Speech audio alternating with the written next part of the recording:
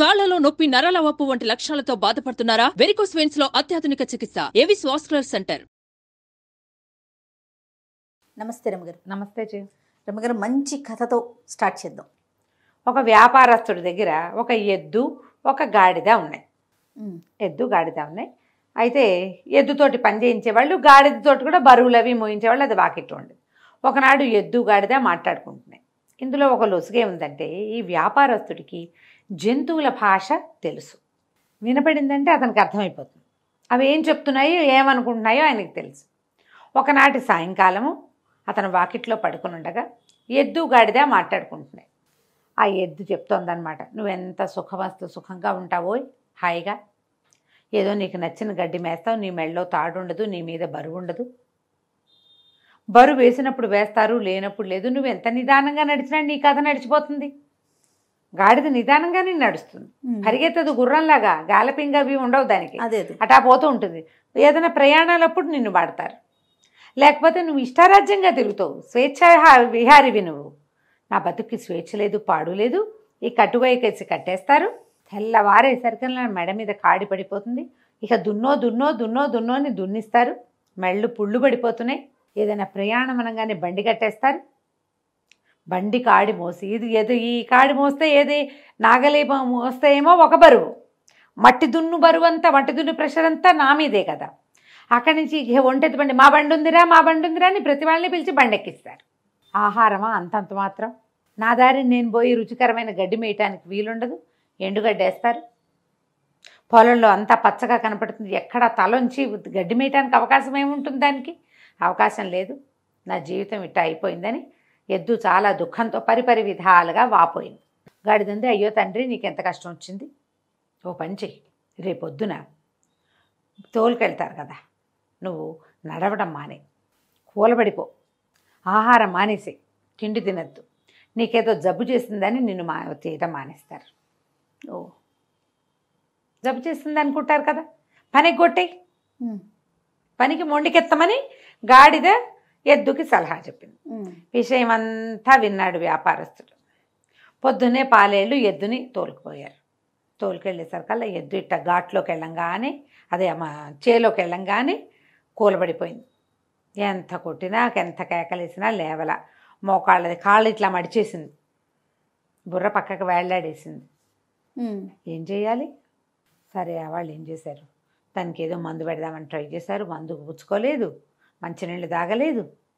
అతి కష్టం మీద నలుగురు కలిసి లేవదీసి ఎట్టా ఆగొట్ట ఇల్లు పొలము దగ్గర ఏమన్నా ఇంటికి తోలుకొచ్చి ఈ ఘాట్లో పెట్టుకుని పడేశారు. లోపలికి పడేస్తే అది హాయిగా అక్కడున్న గడ్డిని నెమరు వేస్తూ సుఖంగా విశ్రాంతిగా కూర్చుంది ఎద్దు. ఆయన అన్నాడు, అరే ఎద్దు ముండికేసింది కదా, గాడిదని గట్టండ్రా అన్నాడు. అనగానే హడిలిపోయింది గాడిద. ఎక్కడికి తీసుకెళ్తున్నారో దానికి అర్థం కాల, దానికి తెలియలా ఏం చేయబోతారో. సరే, బయటికి తీసుకెళ్ళి గాడిద మెడ మీద కాడేసి దాంతో దున్నిచ్చారు. సాయంత్రం అయ్యేసరికి గాడిదకి గుట్లోకి వచ్చినాయి. దానివల్ల అవ్వలేదు. అంతేగా, ఇంత బరువేట ఎద్దు ఎంత ఎత్తు ఉంటుంది, ఎంత బలిష్టమైంది. గాడిద ఎంత ఉంటుంది, దాని బతుకు పాపం. అక్కడి నుంచి ఈయన అన్నాడు, రేపటి నుంచి ఎద్దెటాకు మూలపడింది కాబట్టి గాడితోటి దున్నిద్దాం, దాన్ని అక్కడే ఉంచేసేయండి ఎద్దుని, దీని సంగతి చూద్దామన్నాడు. గాడిదకి అర్థమైపోయింది, అమ్మో వీళ్ళు ఇదే చేయబోతారని. ఒక్కొక్కళ్ళు వచ్చి ఊరిని గాడిద భలే దున్నింది అని మెచ్చుకోవటం. అంటే రేపటి నుంచి వీళ్ళు ఇదే పని చేస్తారుగా. అంతే. అక్కడి నుంచి సాయంకాలం అవ్వగానే ఇది సూర్మి అలాగా ఏడ్చుకుంటూ వెళ్ళింది గొడ్లశాలలోకి. వెళ్ళేసరికి అక్కడ ఎద్దు విశ్రాంతిగా కాళ్ళు చాపుకుని పడుకుని గడ్డిని నెమరు వేస్తూ రెస్ట్ తీసుకుంటాం.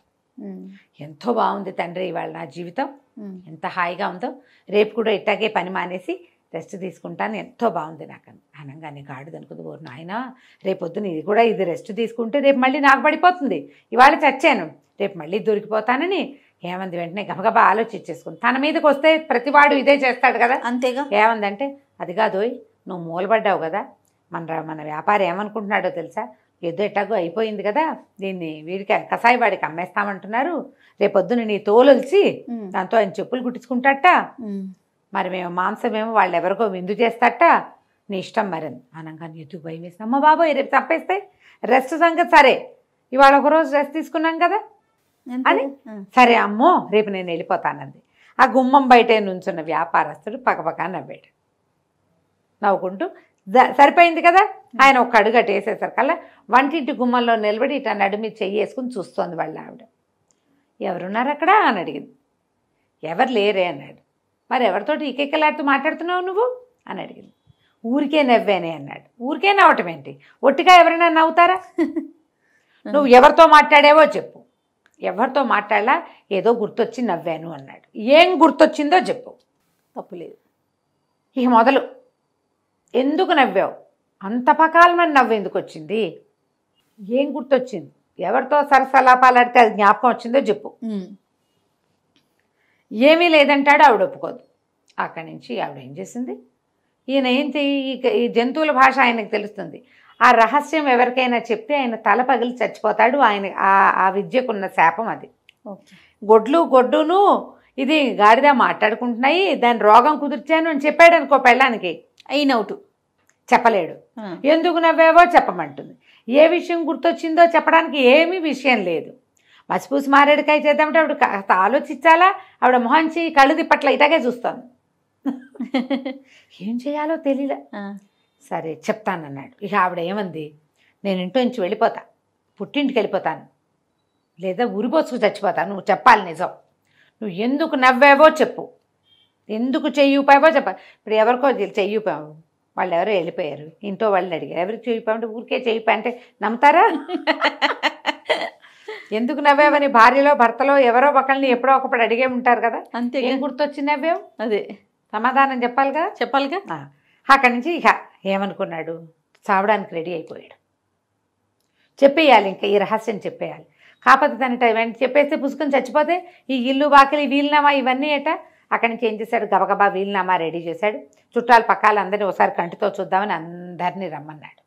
కూతుళ్ళు, కొడుకులు, ఒకళ్ళిద్దరు మనవలు, వియ్యంకుళ్ళు, బావమరుదులు, 2-3 మరదళ్ళు, 2 వదినగారులు, మొత్తం గుంపంతా చేరారు వీళ్ళింటో.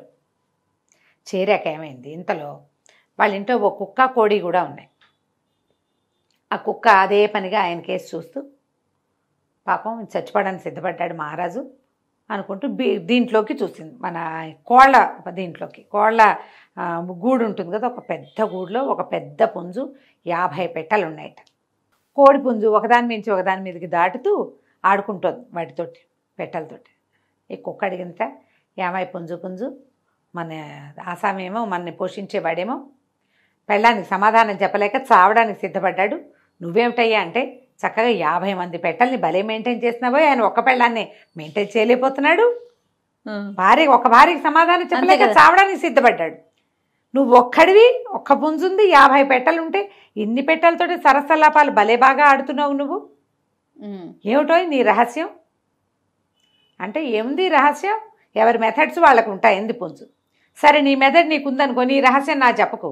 మన యజమాని ఏం చేయాలంటే, ఏం చేయాలంటే లోపల తీసుకెళ్ళి విరగబాదేయాలి పెళ్ళాన్ని. ఇంకోసారి ఇలాంటి ప్రశ్నలు అడిగామంటే చంపేస్తానంటే సరిపోతుంది. అది అక్కడే నిలబడి ఉన్న యజమాని మొత్తం విన్నాడు. అర్థమైంది ఆయనకి. కుక్క కోడి మాట్లాడుకుంటున్నాయి, ఈయన వినపడుతున్నాయి కదా. సరే, అవి వచ్చిన చుట్టాలందరినీ పలహారాలు చేయండి అని, ఏమే ఇలారా అని చెప్పి ఆవిడ లోపల తీసుకెళ్ళి వాళ్ళ వాకిట్లో తుంగ ఉందట, తుంగగడ్డి. అదేట దీనిలాగా చెరువుల్లో మొలుస్తుంది. 2 పోసలు లాక్కెళ్ళి లోపల తీసుకెళ్ళి చితబాదేశాడు పెళ్ళాన్ని. నేను ఎందుకు అయినా నవ్వుతా, నువ్వు నన్ను అడగడానికి వీల్లేదు, చచ్చినా చెప్పండి. మళ్ళీ అడిగావో మళ్ళీ తగులుతాయి దెబ్బలు. శభాష్ అనగానే ఆవిడ, మరి వీళ్ళందరినీ ఎందుకు పిలిచారు, ఎందుకైనా పిలుస్తా, అది నా ఇష్టం,